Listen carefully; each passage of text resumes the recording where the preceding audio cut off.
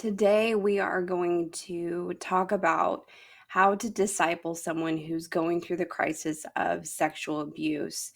This may be in the form of a memory or a current trauma, and it can be really difficult to learn how to navigate through these things because the first thing we want to do in these particular situations is find something that worked for one person and try to say, oh, this is what we should do in every situation. And the first thing that we have to acknowledge is that every person that is going through some level of abuse, their experience is their own. Their experience is different in just even how the approach was, maybe an age demographic, maybe what they remember, what they don't remember, triggers that affect them, maybe they didn't affect another person. All of these things really define how someone is going to be able to handle the approach of conversation after a trauma. So, when we're approaching this particular trauma, we want to first, in a perfect world, I would love to see every church have on staff someone who's actually trained and actually understands the process of going through different types of abuse situations. But one thing that you can hold to, if you just are trying to learn as a youth director or a women's counselor, or even in men's ministry, because men can also be affected by sexual abuse, um, is that every single person that starts to have the experience, now the experience may be later in life, maybe it's remembering a childhood experience, maybe it's in their current environment. But when they start to go through it, they're gonna go through all 5 stages of grief, just like you would if you lost someone. Okay, so what we can tend to do as Christians is that we want to move people from the start to the finish, right? We're looking for that conversion moment, we're looking for that goal setting moment. And so, what we can do a lot of times is we take these catchphrases that we have as Christians and we use them as a goal set. And so, for example, we may say to someone, well, you really need to forgive that person because unforgiveness is sin. It's super toxic in this environment because one, we have no idea what the situation is, how raw of an experience it is. We have no idea how much this person has processed and if they are even willing to receive even hearing the word forgiveness in a sentence, much less now you've put this barrier up of judgment, pretty much calling them a sinner for opening up and making themselves vulnerable and telling you their experience. And so we want to make sure that we are not asking specific questions that are detail oriented, almost like an investigation because you want to know the juicy details. But also that we are listening for safety cues. And so listening for safety cues is like, do I feel like this person is in danger of harming themselves? Do I feel like this person could be in a really difficult situation that I'm concerned for their safety? And if that's a particular situation, I want you to reference back to my video on self-harm and go through all of those stages that we talked about how to approach other people and involve them into the mentorship and so on and so forth. There's a very particular process to doing that that's really important, that you keep the trust of the individual who's opened up to you. But I really go into great detail about that in the self-harm podcast. So if you have a chance, go back and listen to that. But the main thing that we want to do is we want to stick to the words the person is actually saying. So, for example, if someone is willing to tell you part of the story, but either they don't remember the whole thing or the memory is foggy, or maybe they're embarrassed or shamed, and so they feel like they can't say everything out loud. They're willing to tell you what they're willing to tell you, and that's all you need to know. For the time being, that's all you need to know. And so we really have to watch in our intentional listening, our body language, that we're not flinching and our eyes are getting wide, or, that we're not, trying to move the conversation along, or that we're not ourselves in our uncomfortability, making the person feel even more disturbed because they're like, oh my gosh, like this is really bad. If this person's reacting this way, it really is bad. But that we focus on just assuring them and feeling comforted and feeling safe in expressing what they're saying. And you may find that someone is expressing something in one of those 5 phases of going through the process of, really the grief system. And one of those stages may be anger. And what tends to happen as Christians is we try to like move through certain processes a little faster than others because they're ugly, because they're not good representations of Christianity. And so we try to be like, oh, let's push you out of anger because like anger is not a good place to be in. And it's super unhelpful because what happens is if you kind of skip a phase and you kind of brush past it, you'll come back to it later with a vengeance. So if whatever stage someone is in, if they're in denial, if they're in anger, if they're in whatever it may be, in depression, that we need to learn how to be uncomfortable in that stage with them and to know with confidence, us as Christians, we know this, it's temporary. It is temporary. Me and behavior analysts go back and forth about this because essentially what they look at is they look at the actual behavior and how do we stop the actual behavior. And I look at it from a standpoint of an analyst perspective of going, I've seen this before and I know that skill set is what I call it over a behavior because they have invoked a skill to help them cope with their situation. It's temporary. So we may see like a child do ritualistic placement is what a behavioral analyst might call it. And they say, well, how do we stop this behavior? And I say, you don't. You let them get through it. And so they may be using ritualistic placement to specifically learn how to control their environment. I have control over my toys, so I stack them a very particular way because it's something I can control that someone else can't take from me or can't move my control. So parents shouldn't come in and start messing with their room or start going, oh my gosh, this looks crazy. Like we need to pick this all up. If that's what your child is doing as evidence after a trauma, then you have to ask yourself, okay, they're doing this because of what? They want to have some kind of control. And if we take that control away, what behavior are we going to get in exchange for it? So sometimes it's better to take an uncomfortable behavior and go, it's temporary, than to take that control away, harm the person again, and then watch whatever behavior arises then thereafter. And for me, I've always seen that process is a very loving process. And that approach has always been very positive towards trauma. You've always been able to kind of move through it, not try to move around it, over it, or under it, but trying to move through it. So, um, allowing someone to guide you through where they're at and allowing to be in the uncomfortability can be the most positive thing that you do. Even if you're getting advice from around you that's saying like, oh, we need to do this, this, and this. Remember, they're not the victim that has gone through something. They're not the person that's experienced the trauma. And even if it's someone else who's like, well, I went through something similar as a child. Okay, but your experience is different. And it's different because how you respond is going to be different.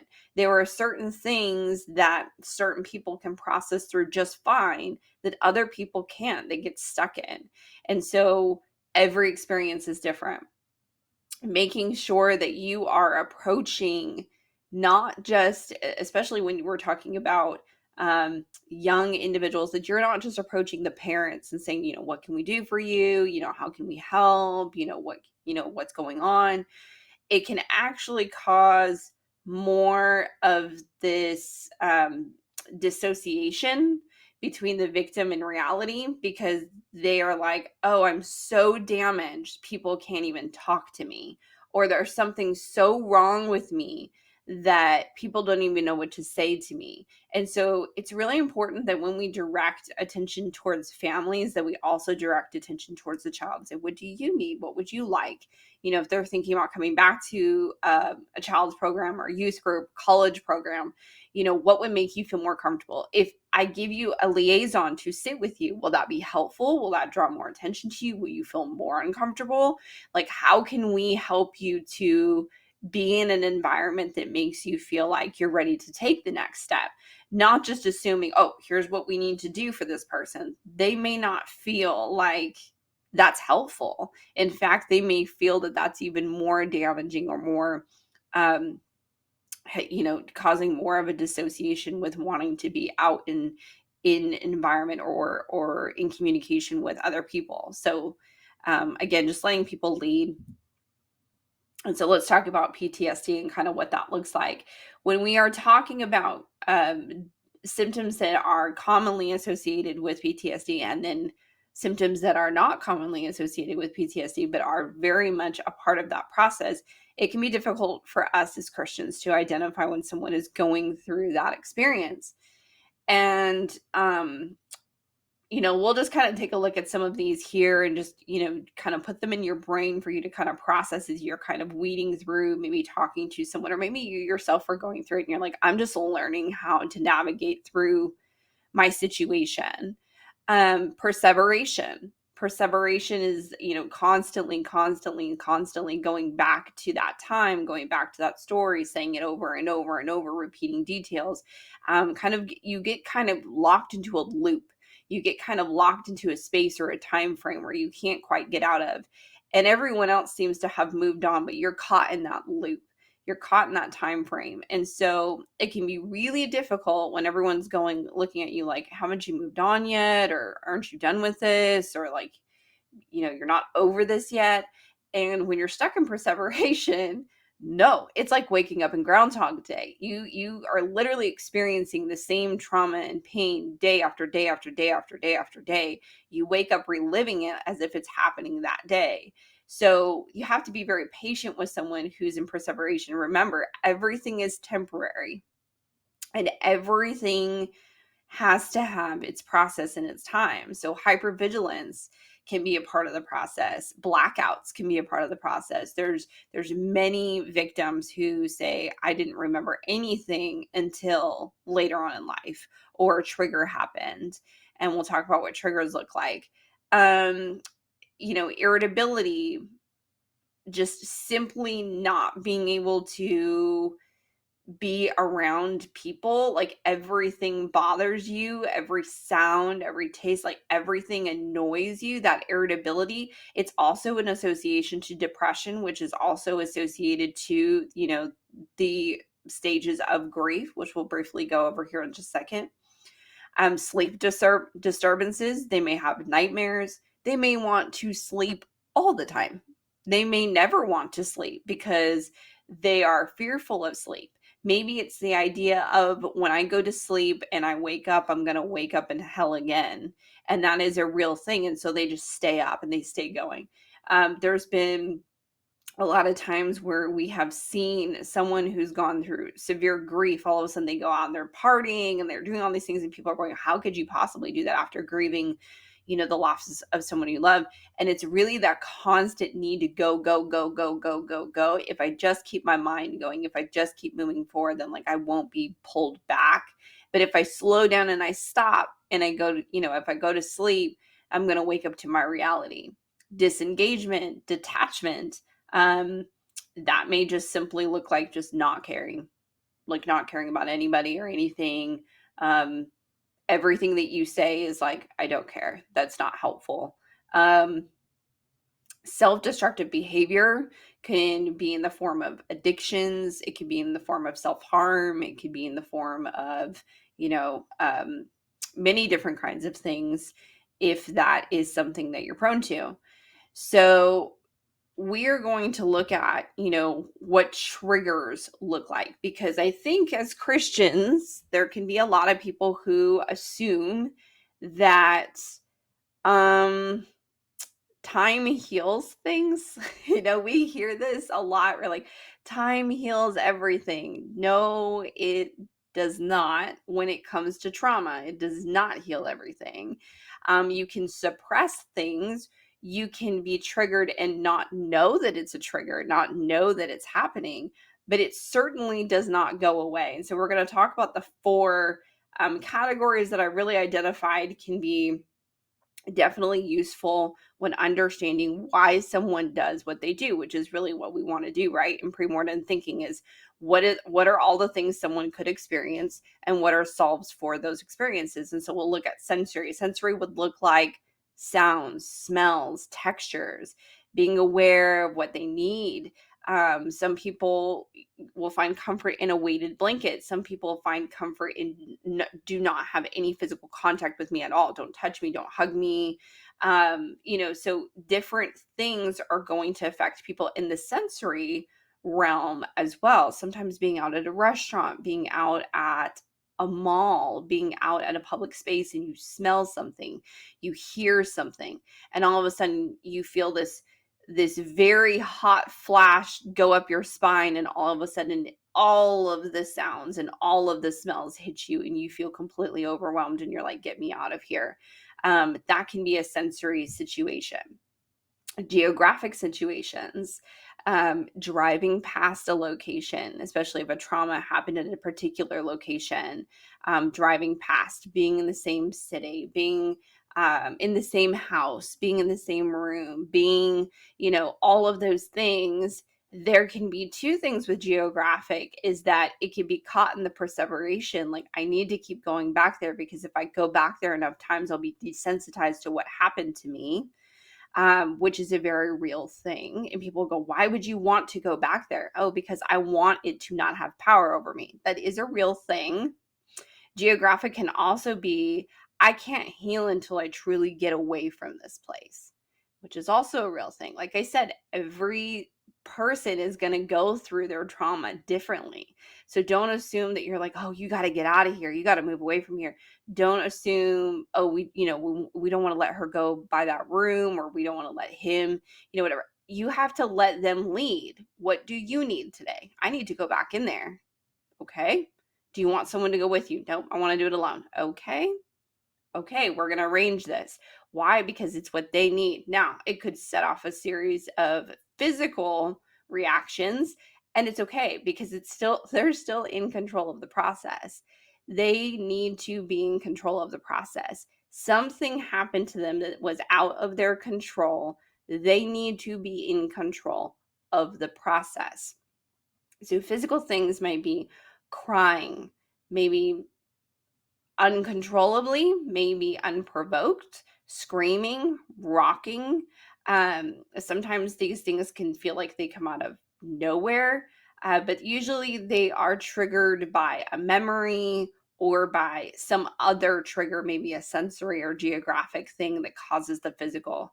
It's much like dealing with someone who's sleepwalking. The last thing you want to do is like grab them and remove them from the situation. Okay, it's like absolutely the worst thing you can do. You're going to make it so much worse. In fact, it's going to build up in their unconscious, subconscious, part of their brain, and it'll have even more power over them, and then they'll have a multiple of traumas stacked on top of each other. Okay, so we don't want to do that. The first thing that we want to do is to kind of move with them, much like a sleepwalker, and give them space to get out of that. And when we can give them the space to figure out, how am I going to process out of this? Like, if they're like, get me out of here, get me out of here. Okay, hang on a second. We're going to get you out of here. How are we going to get out of here? I want to go out the door. Which door? I want to go out that door. Okay, I want to get in your car. I want you to drive. I can't drive right now. Okay, great. We're going to get in my car. And so you allow them to get out of this situation. And when they get to the other side, when their emotions come back down, they'll realize they actually solved getting out of that equation. They realize that they actually led themselves out of something that felt very overwhelming. And it actually builds this almost like a callus in the brain that allows them to believe, okay, like I got through that. That was pretty good. I could maybe get through the next thing. And so they learn to be able to maneuver through those physical elements. We don't want to protect them out of it, because never being able to approach those things and solve them in the brain just means that they stay in that perseveration and that victimization. Victimization stays in the perseveration. Unconscious would be nightmares, paranoia. Physical responses can occur due to it may look something like looking over your shoulder constantly. If someone hears something or feels a cold breeze or hears a sound or hears a voice that seems familiar, those things can cause triggers. I have seen paranoia also present itself in people who have been told that they were sexually abused, but they don't remember the abuse. Maybe it happened in infancy. Maybe it happened, and they have completely blacked it out. Paranoia can really set in because it's like they move through their life going, what else don't I know? What else can't I trust? What else is happening around me that I can't, that I'm not fully experiencing? And so they become very paranoid of the blackout periods of their lives, or what they don't know, what they can't control, what isn't tangible. What are you thinking? Where are you going? Who are you talking to? All those kinds of movements can sometimes be out of being told something that they can't recall. It can be a very scary thing, especially if a family member or something is saying, you don't remember this happened? And they're like, how could I not remember something that damaging? And the brain, and also God, sometimes allows certain parts of our trauma to be erased or to be blacked out for our own safety so that we can move forward. It's not always healthy to go back and try to dig that up and try to figure out, like, what were the specific details. Sometimes it's just like, okay, well, I don't remember it, and we need to help ourselves to move forward. But if you hear something, it can be disturbing enough for them to really feel like they're getting sucked into this black hole of unknowns. What else do I not know? Has this ever happened to me before? There are other things I'm blacking out. So with that, you have to be very cautious about unnecessary details or rushing the process, because it's almost like they're relearning trust, not just in people, but also environments. Like, can I trust everything I'm touching and seeing?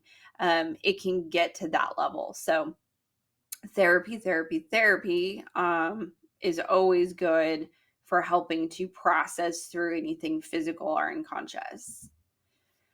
Stages of grief. If you don't know what they are, the first is denial. Second would be anger. Then you go into bargaining, depression, and eventually you get to acceptance. Now, when we rush the process and when we don't allow someone to fully go through one area of the process, what we can see is they can kind of bounce back and forth. Like, you go from denial, and that people will frown upon you if you're angry, so you kind of just skip to depression and you stay in depression for a while, but then eventually you're going to go back up to anger, and then maybe go to bargaining. And so it's just really important that we let people kind of just get through it. As ugly as it may be when they're in it, it's temporary. And for some people, they're like, I've been going through this for 6 months. I've been going through this for 2 years. I've been going, like, how long is this going to be? Listen, 2 years ain't nothing in the longevity of your time. 10 years isn't anything in the longevity of your life here on the planet. You're thinking, I hope I don't go through this for 10 years. But I have seen certain things take much longer than others. And I have seen people that have gone through them much faster than would be expected. So it all depends on the person. And again, just help them to remember it's something to hold on to so they don't get caught in the depression, so they don't look to self-harm, is that you reassure them that it's temporary. This is all temporary. This is all going to be, you're going to move on to the next phase, and you're going to feel the next thing, and we're going to love you and support you through the next thing. And that'll be temporary too. And we're just here for you through the process, and just allowing them to go through that ugly, ugly, ugly process. And so what's a process that we can kind of look to in expecting, the healthiest approach when dealing with someone? The first thing that I want to say is that throwing a bunch of scripture, or again, those catchphrases at people when they're in the spin of trauma, meaning they've either just been introduced to an experience from their past, or they are currently in something. There's so much information being thrown at them. Maybe it's happening to someone within their family. Maybe they're in the middle of a legal situation. Maybe there's an investigation. Maybe there's a trial. Maybe there's all kinds of things that are associated with that. Sitting here just giving platitudes and happy statements and hopes and count it all joy, things like that, in those moments is like, you're going to see a lot of people give you this look of like, you got to be kidding me right now. Like, I am in the worst possible situation of my life. I really don't need this. So the first thing I want to tell you is that what I have noticed in what I study specifically is how Christ does something. I will never do a presentation that I don't have the biblical support to look and specifically identify how Christ does something or how God handles a specific behavior. And I'm always going to look to that and go, okay, that worked, or, this was the reaction. Here's what we learned from it. That's the whole point of what we do. And what I have noticed is in the most traumatic situations that Christ is ever centered into, one is that he's always obnoxiously calm. And so we have to be the calm in the storm, right? We have to be the one that we wake up and are like, why are you so worried? I'm God. It's just water. You're going to be fine. We're not going to say that, but I want you to think to be that calm. Because when you start to panic and when you start to go, I don't know what we're supposed to do. I don't know what we're supposed to do. If you navigate like that, then you're just two chickens running around with your heads cut off. But one thing that I have noticed after a traumatic situation, much like going to the home and raising the young girl from the dead, he doesn't say to them, okay, now we're going to sit down and we're going to go over scripture. Now we're going to sit down and we're all going to stand in a circle and we're going to pray. And, we're going to, let the whole streets know that we're super, super, super Christian. That never happens. He is extremely practical. He is extremely practical. So please, if you hear nothing from this, be extremely practical. He says to them, give this girl some food. That's it. Like that's like the consensus of his entire intention for her is like, this girl needs to heal. This girl needs to be revitalized. Give her some food and leave them alone. And they went about their business. And I think that sometimes we try to over spiritualize in times of crisis. And sometimes the most practical things that you can do are the most helpful. The most chaotic, the most traumatic times of my life, I can't remember what people said. I can't remember, who gave me a hug, who didn't give me a hug, who, ever said a scripture verse to me. Nothing, none of that. But I remember the tangible things. Who gave me things, who helped me with things, who cooked for us, who was, just there, just being present, available for my family. Like, those are the things that I remember. Those are the people that I remember. Those are the only people I remember. So if we really want to be impact to someone, we want to speak to the individual as a person and not a victim, because that can be really scary for them. That's like taking on a new title. And it's almost like calling someone slave for the first time. That's the only thing that I can really associate with that terminology, is when you say victim to a person for the first time, it's like calling them a slave, because that's the first time they hear that this is going to be associated to them for the rest of their life. And the association with that is that I'm never going to get out of here. I'm never going to not be a victim now. I'm now like, this is my new title. This is all people are going to know about me. And so it can be really overwhelming. And so we want to talk to the person just as we did before we knew anything and try to help navigate through what they need as a person. Can we make meals for you? Can we help you do laundry? Can we come mow your lawn? Just practical things to show that I'm here when you need me for what you need. And for every person, that's going to look different.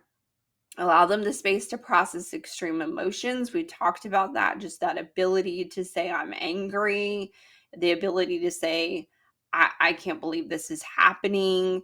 Um, I don't even know where to begin. All of those things aren't looking for solutions, which we can get trapped in. Is like, okay, they said, I'm angry, so I have to give them a solution to learn how to not be angry. No, they just want to be able to say, I'm angry.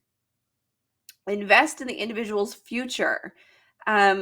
Sometimes we, in processing through other people's chaos in their trauma, we can also get caught in the loop. We can get caught in that space of like, this also is never going to end, because we can sometimes see like, oh, this is going to be a long time before this really gets ironed out, before the investigation goes through and the testimonies get handled and the trial is done. Like, we can also see time as being this very far away, distant, non-tangible thing. And so when we can help someone to identify like what is the best thing for that person's future in the appropriate time, notice this is not number one. Once we've gotten past all of the chaos and gotten past some of the noise, that we don't go, oh, okay, it's done. Best of luck to you. Hope you all figure it out. Got to move on to the next person. That we're going, okay, like, does that person have an outlet to get involved in wherever they need to be? Do they have an aspiration? Do they have a hope and a dream? Catalog. Is this person giving up something because they are scared? I'm not going to go to college now because I'm terrified of going to college, or I'm not going to get a job because I'm scared of what happened in my workplace, or whatever it may be. How can we help them to build build that callus back up to be able to go and to navigate in the world and not be completely consumed by that title of victim? Know when to say nothing. Sometimes there have been people in my life that I have turned to, and there's so many times that I've said to myself, I wish they had just said nothing. It would have been better. We can say those dumb things when we ourselves are trying to process a situation in real time. Like, we're also trying to be like, what is going on here? This is a lot. And so when we're doing that and we don't have it all figured out ourselves, or we're trying to suppress the need to kick in self-preservation, which is a real thing as well. Like, how do I protect my family from not getting too far involved in this situation? Or maybe it happened in a workplace and you are a coworker and you're like, is this going to affect my job if I keep talking to this person? There can be so many different aspects.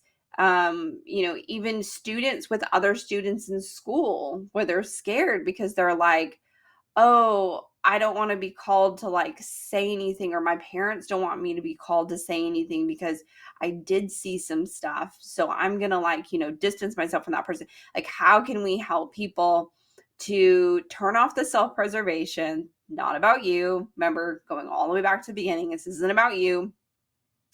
If you cannot be helpful, I would so much rather that you sit there and go, wow, I'm so sorry. I would rather you do that than say, whatever brilliant concept you're trying to process or question that you're thinking out loud, because the question, the processing, those infinite statements is what I call them, because they feel like those statements will live on forever in someone's mind if you say the wrong thing. So it can be really scary for volunteers. That's why a lot of times they're like, I don't want to do this because I'm scared I'm going to say the wrong thing. It's okay. It's okay to acknowledge that you have a conscious fear of saying the wrong thing. I would much rather you have a conscious fear of saying the wrong thing and learning how to just be an intentional, active listener than to arrogantly speak and do more damage and do more harm. So saying nothing is not a bad thing as long as you continue to keep presence with the person. Don't disassociate with the person that's going through it. Don't remove yourself from the situation, but learn how to sit there and be intentional in your listening. Focus on whoever you are speaking to. So whoever that may be, in this particular situation, that you are 100% focused, that you are not thinking about how to respond. So if you're talking to mom, if you're talking to dad, that's who you're talking to. You're not talking to mom about daughter, or you're not talking to dad about mom, or you're not talking to the daughter about her parents. That you are or asking about their siblings, or how are your siblings doing. Like, that is so, like, no, no, no, no, no, no. Stay on who you are talking to. Because that person needs your undivided attention. If it's something that happens in a family, let's just say, yeah, let's use that as an example. Someone that happens in a family, every single person's going to go through a totally different experience, because they're either having to witness the trauma, or they're having to witness the aftermath of the trauma, or they're having to witness what their parents have become after the trauma or through the trauma. And so they're all trying to process that information. They've changed as a parent, they've changed as a sibling, they've changed as everything. In a co-working situation, let's just say something happened in a workplace, it becomes, common knowledge to the other employees.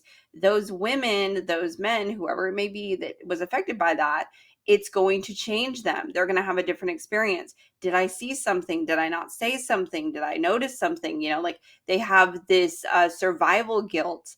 They have all kinds of different processes that they're dealing with. As a parent, sometimes you feel like I failed in protecting, my kids. As a coworker, you say, did I see something and did I miss it? Or why did that person choose her and not me? And they have survival guilt. It's going to impact you the way it's going to impact you. That's all I can say. No one can ever, ever, ever, ever, ever say ever that I know what I would have done in that situation. Nobody can say, here's how I would have handled it. Here's how I would have approached it. Here's what I would have done with that information. You cannot say that. I have seen strong, and I mean strong, individuals who are built strong in the mind, built strong in the body, freeze up, completely freeze up, and tap out and say, yep, nope, I'm out. I can't handle this. This is too much for me. I'm gone. And I have seen sometimes the most ironic individuals who are like these beautiful models who will go out with me to do like tornado recovery, and they're like walking in the mud, and we're climbing underneath shrapnel, and we're handing out belongings to grown men who couldn't get in there because they were scared of something falling on their head. Like, I have seen the strength of the most random and the weakness of the people that you would most rely on. And so you really don't know what you're going to get in any particular trauma situation. Self-preservation hits everybody differently. And so we have to allow to know that, like, how you feel in a situation, how they feel in a situation, it's its own identified process. And so when you are talking to anyone very specifically, that we are specifically talking about their experience, nobody else's. We're not asking about anybody else's experience. We're talking about how are you doing as a dad? How are you doing as a mom? How are you doing as an employee? How can we help to assist you? Like, that's the most effective thing that you can do, because a blanket band-aid on the situation is like, okay, here's what everyone's going to do, and then everyone's going to feel better. Like, that's never going to work. Good luck with that. That is definitely not going to work. I sought the Lord, and he answered me. He delivered me from all my fears. Those who look to him are radiant. Their faces are never covered with shame. Psalm 34, 4 through 5. I think that, I only really chose one verse for this particular subject matter because this verse is very intentional. I sought the Lord. Every single one of us should be identifying what the Lord would want me to do in this particular situation. How can I speak to this person? God, how do you want me to approach them? Let you speak through me. Let my mouth shut up. And he answered me. He's going to give us the solutions to the particular situation when dealing with someone. He delivered me from all my fears. He took away my ability to think, I don't know what to say. I don't know how to approach this. I don't know how to navigate this. He's going to give you the confidence that you need to be there to love on someone through difficult times. Those who look to him are radiant. You are to be a beacon of hope. You are to be a beacon of love. You are to be a beacon of truth. People should be looking to you at a time in crisis and going, you are my inspiration for holding on. You are my inspiration for wanting to keep going. They should not be looking at you and thinking, how do I run in the opposite direction because that person's going to say something harmful or hurtful to me. Their faces are never covered with shame. And, that should be us, that we never say something to someone else that makes us feel shame, or that we don't get involved and we don't try to help someone because of self-preservation, and that covers us with shame. If we navigate our entire approach to abuse, period, through this one verse, it actually covers the entire process as a whole. And it identifies us as individuals, how we can be patient with people, love them through the process, and give them the hope and assurance that we have. And if we can't be that person, we just know, like, I'm just not built for that. I'm genuinely not built for that. I don't care that much. I definitely don't like people. Yeah, this is definitely not the space for you. Definitely communicate that to say, hey, you know what? I'm not the person to handle this. Um, but every church really should be prioritizing at least one individual who is very specific to be able to handle this, and takes that single Psalms approach to everything they do and say, so that they walk around with confidence that they are giving a great representation, not only to the Lord, but to their church, to their community, to other people who are like, I had great success talking to this person at this church or this nonprofit, and they were a huge benefit to my growth and my healing.